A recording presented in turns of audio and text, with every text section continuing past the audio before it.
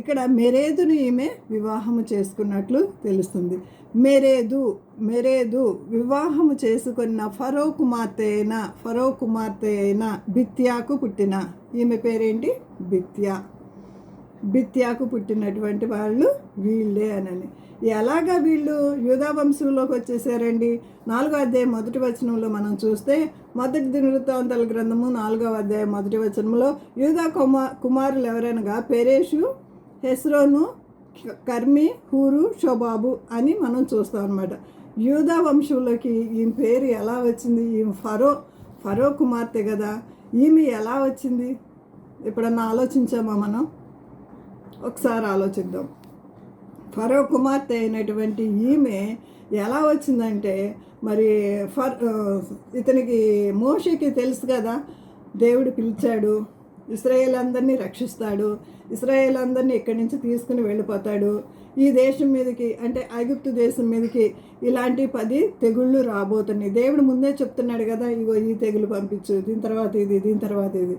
అలా తెగుళ్ళు వస్తున్నప్పుడు ఏం చేశాడంటే మోషే తన తల్లిని రక్షించుకున్నటకు ఆ తల్లిని తీసుకుని వచ్చి వీళ్ళ ఇంట్లో పెట్టేశాడు, హెబ్రీల్లో పెట్టేశాడు అనమాట.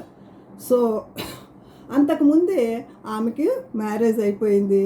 ఆమె మరి మోషే ఇక్కడి నుంచి 40 సంవత్సరాల తర్వాత ఇక్కడి నుంచి వెళ్ళిపోయినప్పుడు ఆమె విశ్వాసాన్ని బట్టి, మరి మోషే మాట్లాడేటువంటి మాటలను బట్టి ఆమె మరి ఇక్కడ హెబ్రీలు పడుచున్నటువంటి పాటలు కానీ ఇవన్నీ కూడా చూస్తూనే ఉంది. అప్పుడే ఆమె ప్రభుని నమ్ముకుంది.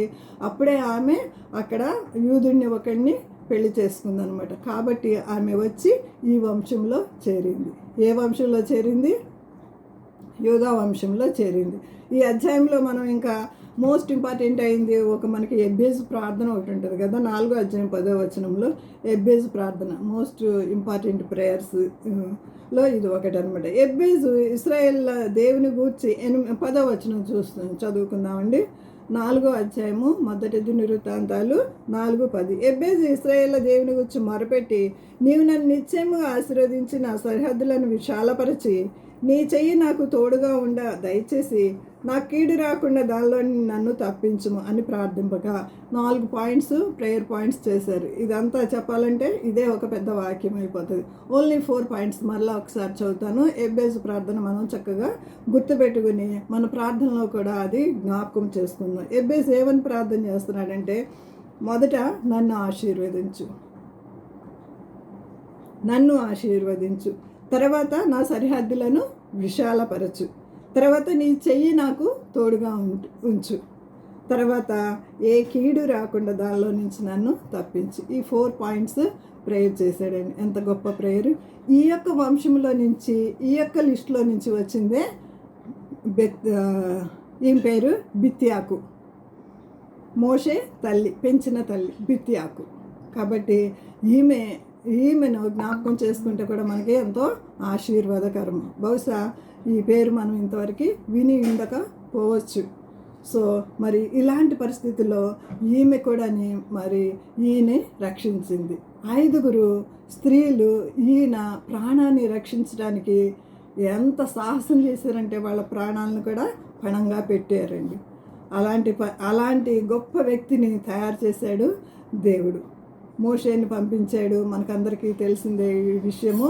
మోషేని పంపించాడు, ఇశ్రాయేల్ ప్రజలను అందరినీ విడిపించాడు, కానానికి చేర్చాడు. ఆఖరి నిమిషంలో ఆయన కానాను చేరలేకపోయాడు.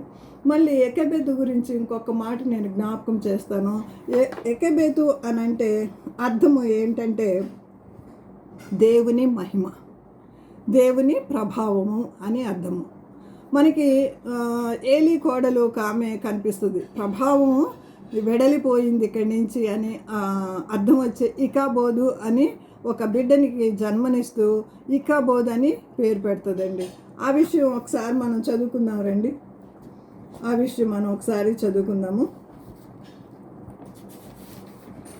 ఎక్కడంటే మొదటి సమూయేలు గ్రంథము 4:19. మొదటి సమూయేలు 4:19.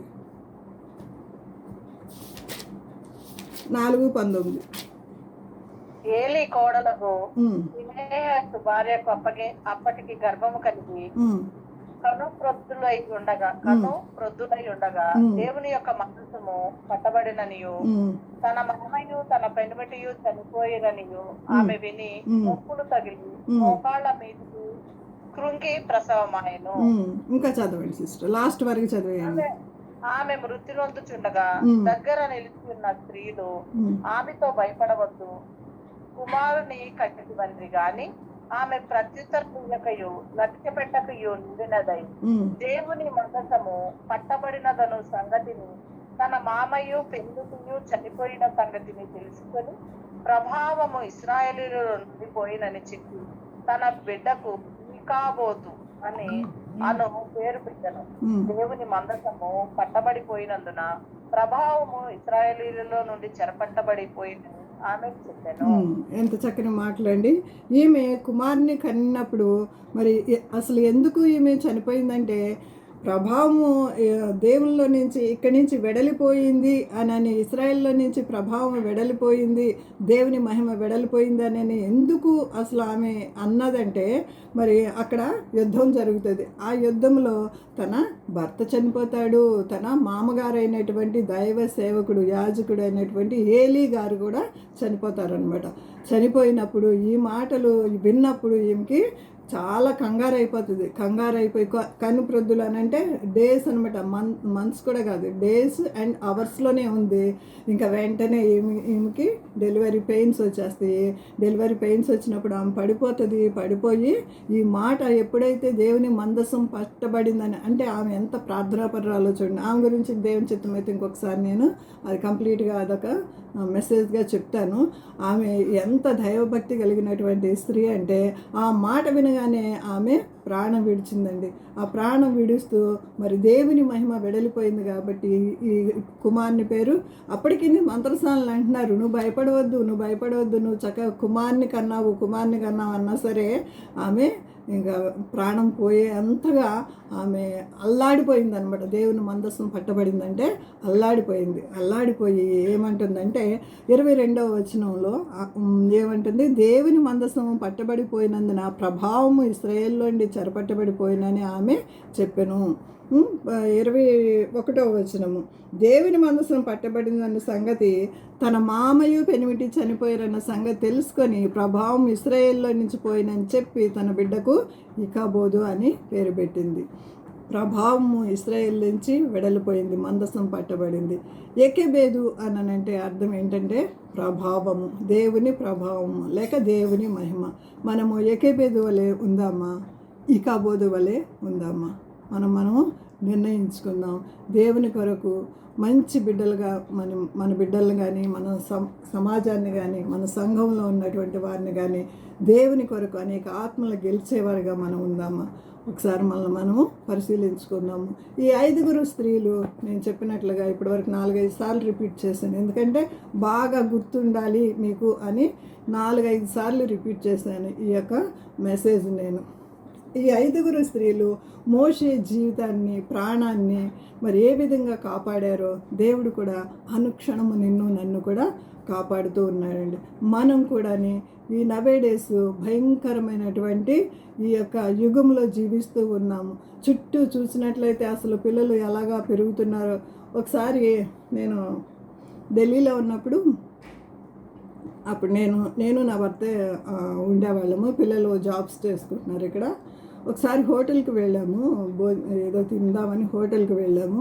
అక్కడ పిల్లలు 12th క్లాస్ పిల్లలు అనమాట, స్కర్ట్స్, వాళ్ళ స్కర్ట్స్ ఎలా ఉన్నాయంటే ఓన్లీ చిన్నవి అనమాట, ఒక జానిడే ఉన్నాయి.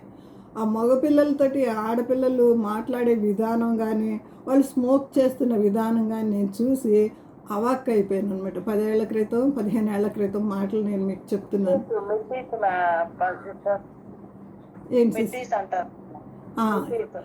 ఇంతే జానిడే ఉన్నాయండి, ఎలా చెప్పాలో అర్థం కావట్లేదు. ఓన్లీ ఆ పిరుదులు మాత్రమే కవర్ అయి ఉన్నాయి. వాళ్ళు వంగుతుంటే ఎవ్రీథింగ్ ఎక్స్పోజింగ్ అనమాట. వంగి ఏదైనా తీసుకోవాలంటే అంటే హోటల్కి వెళ్ళామంటే 1 గంటన్నా ఉంటాం కదా. అసలు ఎలాంటి కల్చర్లో ఉన్నామంటే మనకి ఇప్పుడు విజయవాడని మించినటువంటి కల్చర్ ఇక్కడ హైదరాబాద్లో చూస్తున్నాం. హైదరాబాద్ని మించింది మనం బెంగళూరులో చూస్తున్నాం, బెంగళూరులో మించింది ఢిల్లీలో చూస్తున్నాం, అంతకన్నా మించింది మనం వేరే దేశాల్లో చూస్తున్నాం. ఎలాంటి కల్చర్ అంటే మన చుట్టూ ఉంది. మరి ఇలాంటి పోకళ్ళలో మన బిడ్డలు పోకుండా మన చుట్టుప్రక్కల ఉన్న బిడ్డలు కూడా మన బిడ్డలాగే మనం భావించి, తల్లులైన మనం, అమ్మమ్మలు నానమ్మలైనటువంటి మనము అందరం కూడా మరి అనేక ఆత్మల కొరకు మనం రక్షణార్థమై ప్రార్థిద్దాము. ఇంకొక మాట లాస్ట్గా చదువుకుని మరి దేవుని వాక్యం ముగించుకుందాము. 1 కొరింథీ పత్రిక 16:13. 1 కొరింథీ 16:13. 16:13 1 కొరింథీ. ఉండుడి, విశ్వాసమందు నిలకడగా ఉండుడి, పౌరుషము గలవారై ఉండుడి, బలవంతులై ఉండుడి, మీరు చెప్పు కార్యములన్నీ ప్రేమతో చేయుడి. ఎంత మంచి మాటలు కదండి. చక్కగా మెలకువగా ఉండి, అదే కనుక కాంగ్రిగేషన్ అయి ఉంటే కనుక నేను మీతో చెప్పించేదాన్ని. నేనే చదువుతున్నాను, ఒకసారి మీరు కూడా మీ మనసులో అనుకోండి. అందరూ అన్మ్యూట్ చేసినట్లయితే డిస్టర్బెన్స్ వస్తుంది కాబట్టి మీరు మనసులో అనుకోండి. మెలకువగా ఉండి, విశ్వాసమందు నిలకడగా ఉండండి, పౌరుషము గలవారే. ఏ విషయాల్లో? దేవుని కార్యాల్లో. ఏలియాని మనం చూసి పౌరుషము రోషము గల ప్రవక్త అని మనం చూస్తాం కదా, అలాంటి పౌరుషము గలవారే ఉండండి, బలవంతులై ఉండండి, మీరు చేయి కార్యములు ప్రేమతో చేయండి. దేవుడి వాక్యాన్ని దీవించునుగాక.